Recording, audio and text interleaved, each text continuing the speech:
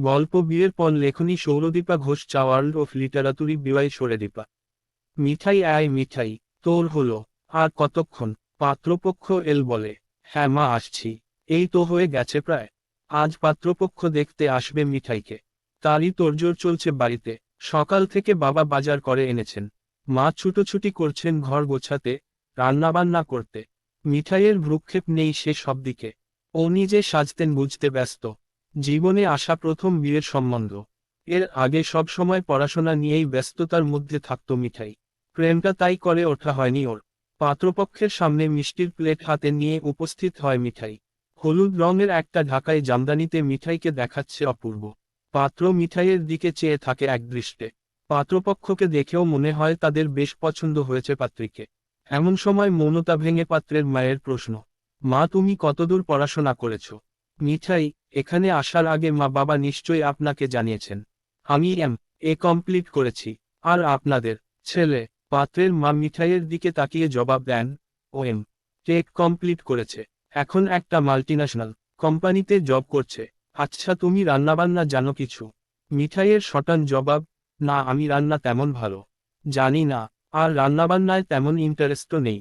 পাত্রের মা এবার একটু ভ্রু কুঁচকে বলেন, কিন্তু মা যে বাড়িতে বউ হয়ে যাচ্ছ সেই বাড়িতে ঘরদোর সামলাবে, রান্নাঘরের কাজ করবে, সেটাই তো স্বাভাবিক। আমরা সবাই করেছি, তোমার মাও করেছেন। রান্নাবান্না করা, ছেলেপুলে মানুষ করা এসবই তো মেয়ে মানুষের ধর্ম। আচ্ছা তোমার কি চাকরি করার ইচ্ছা ভবিষ্যতে? পাত্রীর জবাব, হ্যাঁ তাই ইচ্ছা। এবারে পাত্রের মা মিঠাইয়ের বাবার দিকে তাকিয়ে বলে, মেয়ে আপনাদের ভালোই, তবে মুখে খুব ট্যাক্স ট্যাক্স কথা আছে ওর। যাই হোক সে আমরা সামলে নেব। দেখতে সুন্দরী, আর আপনাদের দেখছি বেশ বড় বাড়িঘর, মেয়েকে নিশ্চয়ই ভালোই দেবেন থবেন। তবে আমাদের তেমন কোনো চাহিদা নেই। আর মেয়ে মানুষ সাত সকালে কাঁধে ব্যাগ ঝুলিয়ে চাকরি করতে যাবে, এ আমাদের পছন্দ নয়। ও বাড়িতে থাকবে, ঘরের কাজকর্ম করবে। কথাটা বলতেই মিঠাই মুখ থেকে কথা কেড়ে নেয় পাত্রের মায়ের। আপনি ভুল করছেন কাকিমা, আমি আপনার বাড়িতে বউ হব, কোনো কাজের মেয়ে নই যে আপনার বাড়ির হেসেল সামলানোটা আমার একমাত্র কাজ বা দায়িত্ব হবে। আপনার ছেলে তো নিশ্চয়ই অনেক টাকা রোজগার করে, তবে কি সে বউয়ের সুখের জন্য একটা কাজের লোক বা রান্নার লোক রাখতে পারবে না? আর আমার বাবা কত কি দেবেন সেটাতে আমার স্বামীর কি যায় আসে বলুন তো? আপনি তো ঘুরিয়ে আমার বাবা মায়ের কাছে পণের দাবি করছেন, তাই নয় কি? আর চাকরি করব কি করব না তা একান্ত আমার সিদ্ধান্ত। আমার শ্বশুরবাড়ির কারোর সেই বিষয়ে কথা বলার অধিকার নেই। আর বিয়েটা মনে হয় আমার আপনার ছেলের সঙ্গে হবে না, কারণ মায়ের এতগুলো কথা শোনার পরও উনি চুপ করে আছেন। একবারের জন্য একটা শব্দোচ্চারণ করলেন না। পুরো ঘর এখন নিস্তব্ধ। পাত্রের মা উঠে দাঁড়ালেন, সঙ্গে উঠে দাঁড়ালো স্বয়ং পাত্র। মিঠাইয়ের মা পাত্রের মায়ের কাছে অনেকবার অনুরোধ করলেন ছেড়ে না যাওয়ার জন্য, কিন্তু মেয়ের অনেক মুখ এসব মেয়ে সংসার করার অনুপযুক্ত বলতে বলতে বাড়ি ছেড়ে বিদায় নিল তারা। 2 মাস পর, এই 2 মাসে অনেক পাত্রপক্ষ দেখতে এসেছে মিঠাইকে, কিন্তু সকলেই কমবেশি ওই একই রকম। ওর রূপে মুগ্ধ, কমবয়সী, শিক্ষিত, সুন্দরী, কাজের লোক চায় বেশিরভাগ লোক। এরকমভাবে বিয়ে করা না পছন্দ মিঠাইয়ের। বাস্তবের শুষ্ক জমিতে দাঁড়িয়ে ছোটবেলায় স্বপ্নে দেখা রাজপুত্রের স্বপ্ন যেন কোথায় হারিয়ে যায়। পক্ষীরাজ ঘোড়ায় চড়ে রাজকুমারের আশা নিছক কল্পনা ব্যতীত অন্য কিছুই নয়, তা বেশ বুঝতে পারে মিঠাই। কিন্তু বাবা মায়ের চাপের কাছে মাথা নোয়াতে হয়েছে মিঠাইকে। তবে সে শর্ত দিয়েছে যে সম্বন্ধ এলে আগে সে একান্তে পাত্রের সঙ্গে দেখা করবে। তাদের একে অপরকে পছন্দ হলে তবেই সে পরবর্তী পদক্ষেপ নেবে, অর্থাৎ পারিবারিক আলোচনা। সিটি সেন্টারে আজ মিঠাই এসেছে। ইচ্ছা না থাকলেও বাবা মায়ের চাপের কাছে নত হয়ে সে এসেছে আজ বরুণের সাথে দেখা করতে। আজও হয়তো ছেলেদের সম্পর্কে কোনো বাজে অভিজ্ঞতা নিয়েই তাকে ঘরে ফিরে যেতে হবে। ওই যে নীল জামা পরে ছেলেটা আসছে, খুব চেনা চেনা লাগছে মনে হয়। আরও কাছে আসছে ছেলেটা হাসিমুখে তাকিয়ে। আরে এই তো সেই ছেলে বরুণ। ছবিতে দেখেছে একবার মিঠাই, তবে ছবির চেয়েও অনেক বেশি সুপুরুষ বরুণ। একেবারে সুদর্শন এক যুবক, গালে চাপাদাড়ি। আগে দাড়ি গফ থাকা ছেলেদের কাকু কাকু মনে হতো মিঠাইয়ের, কিন্তু বরুণকে দেখে সে ধারণা তার ভেঙে যায়। সামনে এসে দাঁড়ায় বরুণ, তার দিকে তাকিয়ে এতক্ষণ 7-5 ভেবেই চলেছে মিঠাই। হ্যালো ম্যাডাম, আমি বরুণ। আপনিই তো? ওর মুখের কথা কেড়ে নিয়ে মিঠাই একটু গম্ভীর সুরে বলে, হ্যাঁ আমিই শ্বেতা। শ্বেতা মুখার্জি। হেসে বরুণ বলে, বেশ, তো মিস শ্বেতা বলুন কোথায় যাবেন? মিঠাই প্রত্যুত্তরে বলে, যখন সিটি সেন্টারে এসেছি তখন নিশ্চয়ই এখানেই থাকব। অন্য কোথাও যাব না আর। শ্বেতার মেজাজ বুঝে বরুণ বলে, ওকে ম্যাডাম, নো প্রবলেম। তাহলে ফুড কোর্টে বসা যাক। এইভাবে ওরা দুজন এগিয়ে যায় ফুড কোর্ট হ্যাঙ্গো আউটের দিকে। সারা সন্ধ্যেটা ভালো সময় কাটায় দুজন। তারপর মিঠাইকে কিছুটা এগিয়ে ক্যাবে তুলে দেয় বরুণ এবং নিজেও বাড়ির পথে ক্যাব বুক করেও। বাড়ি পৌঁছে একটা ছোট্ট মেসেজ, বাড়ি পৌঁছলে শ্বেতা, প্লিজ একবার পৌঁছে জানিও। মিঠাই উত্তর করে, পৌঁছালাম জাস্ট। সেদিনের পর থেকেই আস্তে আস্তে বরুণের সঙ্গে বন্ধুত্ব জমে ওঠে মিঠাইয়ের।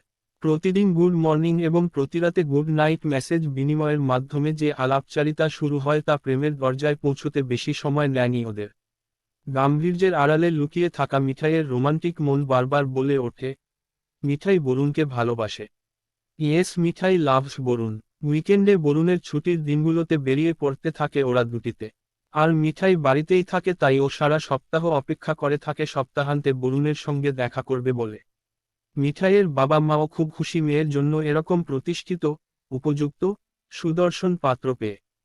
তারপরে বরুণের পরিবারও খুব ছোট, কেবলমাত্র মা আর ছেলে। বাবা মারা গেছেন বছর দুয়েক আগে। ছোট পরিবারে দায় দায়িত্ব অনেক কম থাকবে এই ভেবে বেশ নিশ্চিন্ত থাকে মিঠাইয়ের বাবা মা। সত্যি করে বলতো মিঠাই, তোমার মতন এমন সুন্দরী, শিক্ষিতা মেয়ের প্রেমে আগে কেউ কোনোদিন পড়েনি। সেদিন বিকালে বাবুঘাটের গঙ্গার পারে বরুণের হাত ধরে বসেছিল মিঠাই। বরুণের প্রশ্ন শুনে হালকা হেসে মিঠাই বলে, প্রেমে হয়তো অনেকে পড়েছে কিন্তু আমার কাছে পাত্তা কেউ পায়নি। বরুণ মিঠাইয়ের হাতটা আরো শক্ত করে ধরে বলে, আর বিয়ের সম্বন্ধ কতদিন ধরে দেখা চলছে তোমার? মিঠাই তার উত্তরে বরুণের কাঁধে মাথা রেখে বলে, বেশ কিছু মাস ধরে, তবে আমার কাউকে সুইটেবল মনে হয়নি জানো। বরুণ এবার কৌতুকের সুরে বলে, আচ্ছা তাই? তাহলে অনেক রাজপুত্রকে হারিয়ে আমি রাজকন্যা জয় করতে যাচ্ছি বলো? মিঠাই একটু কৌনুয়ের গুঁতো মেরে বলে, মোটেও না। তোমাকে পছন্দ করার অনেক কারণ আছে। তুমি মেধাবী ছাত্র, ইঞ্জিনিয়ার, মোটা বেতনের জব করো, সুদর্শন, এসবই কি যথেষ্ট কারণ নয় তোমাকে পছন্দ করার? কোন পাত্রের মা বলে আমার সংসার তোমাকে দেখতে হবে? কেউ বলে বিয়ের পরে রান্নাবান্নার দায়িত্ব সব তোমার, কেউ বাবার কাছে যৌতুকের দাবি করে, আবার কেউ বা বলে বিয়ের পর চাকরি বাকরি করা যাবে না। এই সব কিছু হলো নারী স্বাধীনতার বিরোধী, তাই নয় কি? বিয়ে করব কি আমি রাঁধুনি হবার জন্য? বরের সঙ্গে দেশে বিদেশে ঘুরে বেড়াব, খুব মজা করব, কত স্বপ্ন রয়েছে আমার বিয়েকে ঘিরে। জানো বরুণ, আগে আমি ভাবতাম বিয়ের পর চাকরি করব, কিন্তু আজকাল আর তেমন ভাবি না। বরুণ এবার বিস্ময়ের দিকে তাকায় মিঠাইয়ের দিকে এবং বেশ কৌতূহল নিয়ে ওকে জিজ্ঞাসা করে, কেন চাকরি করতে চাও না? তুমি তো বেশ অ্যাম্বিশাস একজন মেয়ে। তাহলে বিয়ে করার জন্য, সংসার করার জন্য কেন তুমি নিজের পায়ের তলার মাটি শক্ত করবে না? তুমি কি সামাহাও বিজনেস করতে চাও? মিঠাই বরুণের গালে একটা হালকা টোকা দিয়ে হেসে বলে, না বরুণ, আমি জব, বিজনেস কিছুই করতে চাই না আর। তোমার মতন ছেলেকে স্বামী হিসেবে পাবো। আর কি চাই? সারাদিন তোমার জন্যে ঘর সাজাবো। কথাগুলো বলে বরুণের কাঁধে মাথা রাখে মিঠাই, তারপর ও হারিয়ে যায় নিজের স্বপ্নের দুনিয়াতে। মিঠাই আর বরুণের বিয়ের জন্য বেশ তোড়জোড় চলছে। বিয়ের শপিং করেছে দুজনে মিলে। তাছাড়া মিঠাইয়ের বাবা মায়ের দিক থেকেও সব শপিং কমপ্লিট হয়ে এসেছে প্রায়। বিয়ের আর মাত্র দিন 7 বাকি। এমন সময় বরুণের মা ফোন করেন মিঠাইকে এবং তিনি যা বলেন তা শুনে মিঠাইয়ের তখন চক্ষু চড়কগাছ। বরুণের মা ফোনে জানান বরুণ মিঠাইকে বিয়ে করতে চাইছে না। সে বলেছে মিঠাইকে জানিয়ে দিতে যে দুদিন পরের ফ্লাইটে সে মুম্বাই চলে যাবে। মিঠাইকে বিয়ে করা বরুণের পক্ষে সম্ভব নয়। মিঠাই বরুণের মায়ের কাছ থেকে তার এমন সিদ্ধান্ত নেওয়ার কারণ কি তা জানতে পারে না এবং হন্তদন্ত হয়ে কাউকে কিছু না বলেই বেরিয়ে যায় বরুণের বাড়ির উদ্দেশ্যে। কলিং বেল বাজায় মিঠাই। দরজা খুলেন বরুণের মা। কাকিমা, বরুণ কোথায়? কি হয়েছে ওর? জিজ্ঞেস করে মিঠাই। প্রত্যুত্তরে বরুণের মা বলেন, জানি না মা, বুঝতে পারছি না ও কেন এমন একটা সিদ্ধান্ত নিল। আমাকে কিছু বলছে না। বরুণ নিজের ঘরে আছে। তুমি যাও। বরুণের বাড়িতে আগেও আসায় ওর ঘর চেনে মিঠাই। বরুণের ঘরে এসে ওর কলার চেপে ধরে মিঠাই, তারপর অভিযোগ করতে থাকে ওর উদ্দেশ্যে, ঠগ, প্রতারক, জোচ্চর। আমাকে বিয়ে না করে পালিয়ে যাবে ভেবেছ? আমি তোমাকে অ্যারেস্ট করাবো পুলিশ দিয়ে। একটা মেয়ের সাথে প্রতারণা, ছাড় পাবে না তুমি। শোনো, মেয়েরা এতটাও উইক নয় যে তার সঙ্গে প্রেমের নাটক করে ছাড় পেয়ে যাবে তুমি। তোমার শাস্তি হবে। এক নিঃশ্বাসে এতগুলো কথা বলে যায় মিঠাই। এত কিছু শোনার পর একটা ঠান্ডা হাসি হাসে বরুণ। তারপর ওর কলার থেকে মিঠাইয়ের হাত সরিয়ে দিয়ে বলে, আমার আসল পরিচয় জানলে আজ হয়তো তুমিও আর আমাকে বিয়ে করতে চাইবে না মিঠাই। কারণ তুমি শুধুই আমাকে ঘৃণা করবে। মিঠাই এবার বলে, তার মানে কি তোমার আসল পরিচয়? তুমি কে? নিজের কপালে বিস্ময়ের সাথে হাত ঠেকায় মিঠাই। ও তার মানে তুমি আসলে একজন ফ্রড। ছি ছি, এই তোমাকে জেলে দেব আমি। বরুণ এবার খুব শান্তভাবে মিঠাইকে জিজ্ঞাসা করে, আচ্ছা মিঠাই, আমি যে তোমাকে বিয়ে করতে পারবো না বললাম, তুমি তো একবারও আমাকে জিজ্ঞাসা করলে না আমি কোন সমস্যায় আছি কিনা। আমার সুবিধা অসুবিধা এগুলো নিয়ে তো কখনো কোনোদিনও কোনো মাথা ব্যথা দেখিনি তোমার। মিঠাই জবাবে ওকে বলে, তোমার সুবিধা বা অসুবিধা এগুলো আমার জানার কোনো প্রয়োজন নেই। একটা মেয়েকে তুমি মিথ্যে বিয়ের প্রতিশ্রুতি দিয়ে বিয়ে করবে না বলেছ, এটাই যথেষ্ট তোমাকে পুলিশের হাতে তুলে দেওয়ার জন্য। বাকি সব পুলিশ বুঝবে, আইন বুঝবে, বিচার ব্যবস্থা বুঝবে। কিন্তু তোমার আসল পরিচয় নাকি যেন একটা বলছিলে। কে তুমি বলো তো? কি তোমার আসল পরিচয়? কিছুক্ষণ শান্ত থাকার পর হালকা হেসে মুখ খুলে বলুন, আজ থেকে বছর 5 আগে তুমি তখন কলেজের সেকেন্ড ইয়ারে পড়তে। আর আমি থার্ড ইয়ার। সেবার সরস্বতী পুজোর সময় আমি তোমাকে প্রথম দেখি। হলুদ রঙের শাড়িতে অসম্ভব সুন্দর লাগছিল তোমাকে। আর সুন্দরী হও বা কুৎসিত আমার তাতে কিছু যায় আসেনি। শুধু এক ঝলক তোমাকে দেখে খুব ভালো লেগে যায় আমার। একটা সহজ সরল মুখ। আমি ছিলাম গরিব ঘরের সন্তান কিন্তু মেধাবী। বাবা মা অনেক কষ্ট করে নিজেরা আধপেটা খেয়ে বড় করে মানুষ করে তুলেছেন আমাকে। ভাগ্যক্রমে যাদবপুরে ইঞ্জিনিয়ারিং এ চান্স পেয়ে যাই। একজনের খাবার 3 জন ভাগ করে খেয়েছি কতদিন। যাই হোক, আমার কলেজের আসা যাওয়ার পথে তোমার সঙ্গে দেখা হতো প্রায়ই। তুমি হয়তো আমাকে অতটা খেয়াল করনি।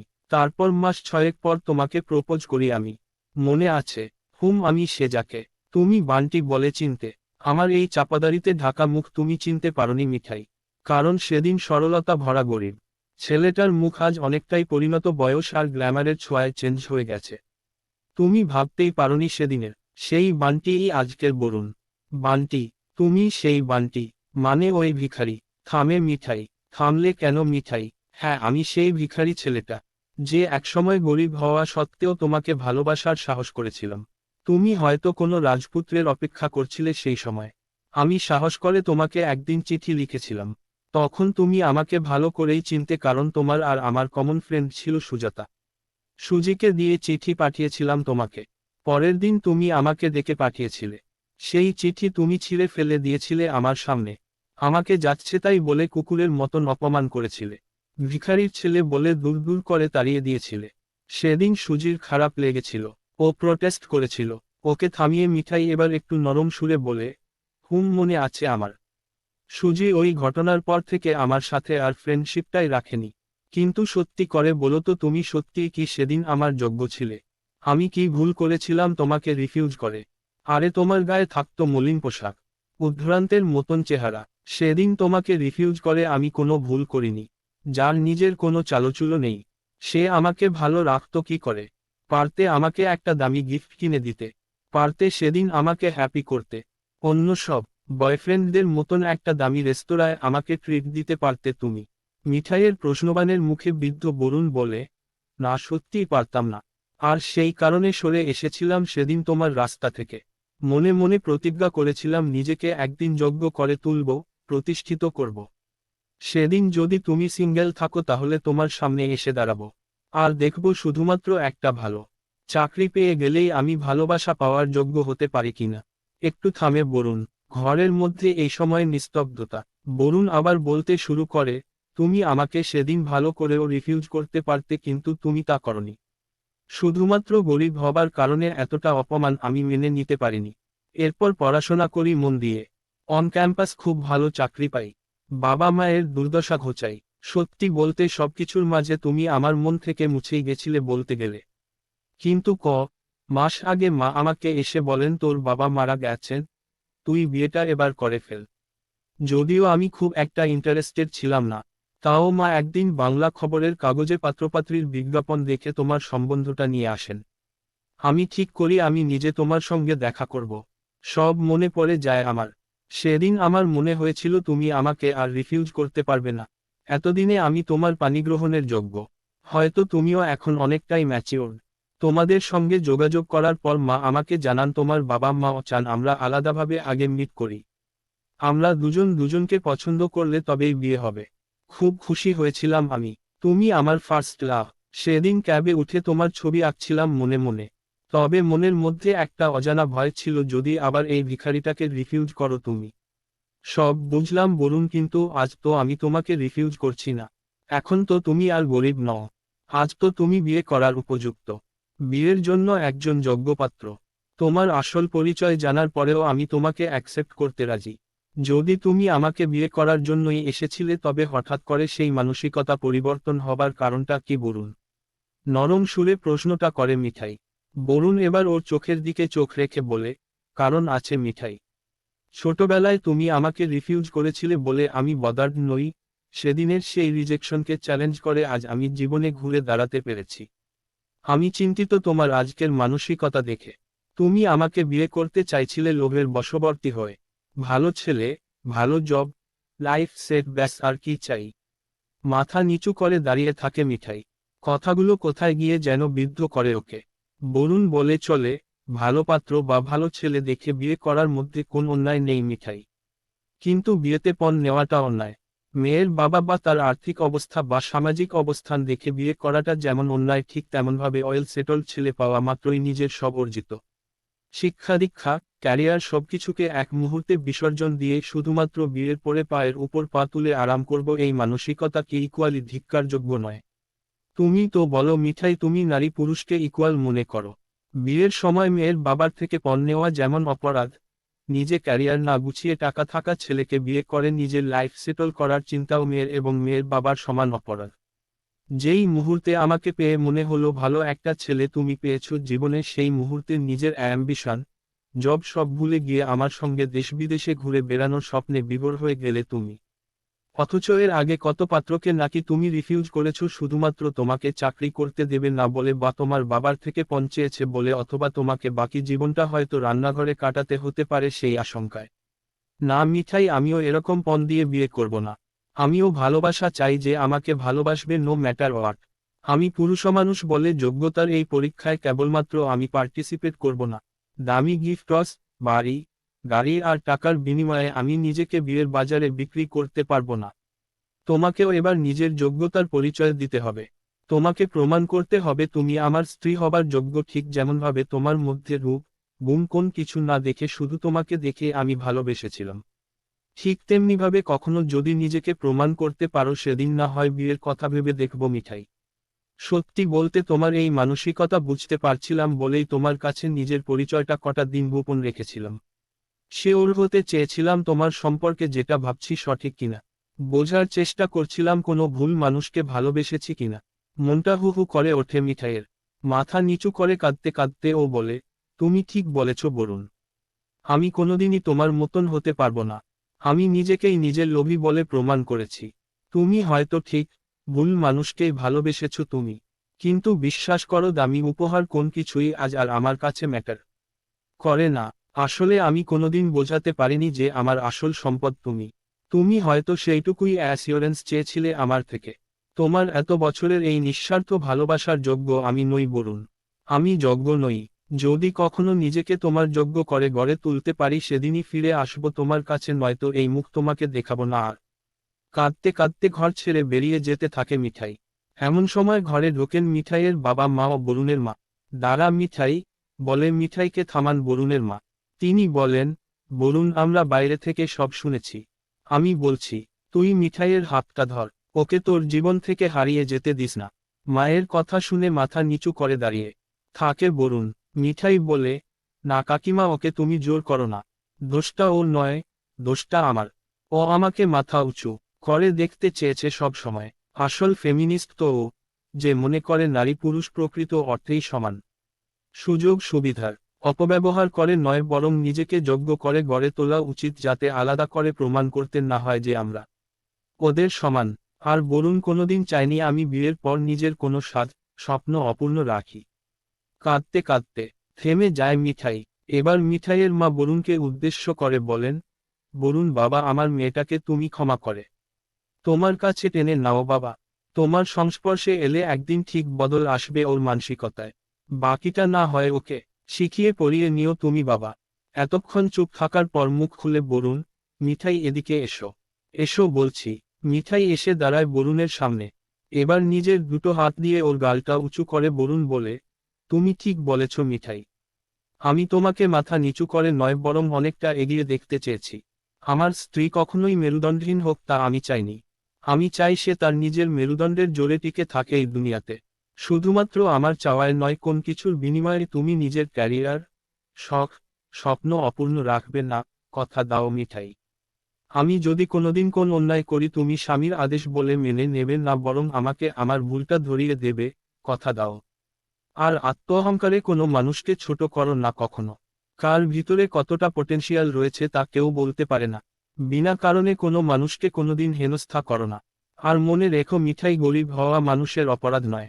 অন্য মানুষ খারাপ সিচুয়েশনে পড়লে তার পাশে থেকেও সম্ভব হলে কিন্তু কোনোদিনও তাকে আরো অপমান করে ভেঙে দিও না। আমাদের জীবনে অবশ্যই অর্থের প্রয়োজন রয়েছে, তবে কখনোই কোনোরকম লোভকে আমাদের জীবন গ্রাস করতে দেওয়া উচিত নয়। লোভ বর্জন করলে তবেই জীবনে সুখী হওয়া সম্ভব। এবারে ওরা দুজনেই কান্নায় ভেঙে পড়ে। মিঠাই বলে, আমি কথা দিচ্ছি বরুণ, আমি নিজেকে তোমার যোগ্য করে গড়ে তুলব। বরুণ নিজের হাত দিয়ে ওর মুখটা চেপে বলে, না, তুমি শুধুমাত্র তোমার নিজের যোগ্যতার সম্পূর্ণ বহিঃপ্রকাশ ঘটাবে। এবার মিঠাইয়ের মায়ের দিকে তাকিয়ে বরুণ বলে, কাকিমা আপনি চিন্তা করবেন না, শুধু আমি ওকে নয়, আমি যা জানি না তাও আমাকে, আর ও যা জানে না সেটা আমি ওকে শিখিয়ে নেব। আমাদের বিয়েটা কোনো পণের বিনিময়ে নয় বরং হবে ভালোবাসার বিনিময়ে। এরপর সুনির্দিষ্ট দিনে বিয়ে হয়ে যায় মিঠাই ও বরুণের। মধুরেণ সমাপয়েত।